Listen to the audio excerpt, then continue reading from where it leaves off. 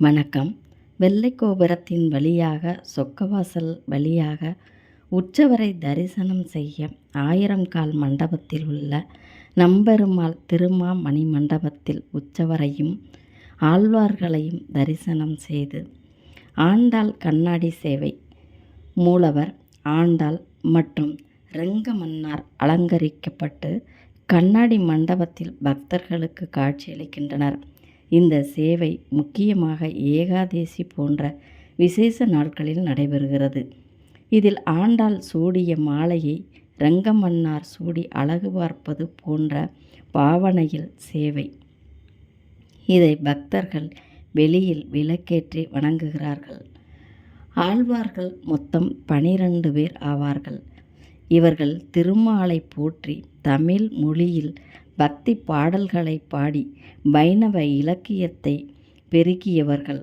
முதல் 3 ஆழ்வார்கள் பொய்கையாழ்வார், பூதத்தாழ்வார், பேயாழ்வார், திருமழிசை ஆழ்வார், நம்மாழ்வார், மதுரகவி ஆழ்வார், குலசேகர ஆழ்வார், பெரிய ஆழ்வார், ஆண்டாள் இவர் மட்டும் பெண் ஆழ்வார், தொண்டரடி பொடி ஆழ்வார், திருப்பாணாழ்வார், திருமங்கையாழ்வார்.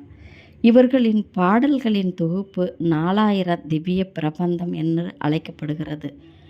ஆழ்வார்கள் பெருமாளின் மீது கொண்ட அதீத பக்தியால் உலகியல் பற்றுகளை துறந்து இறைவனிடம் ஒன்றிணைந்து பேரின்பம் அடையும் நிலையே மோட்சம்.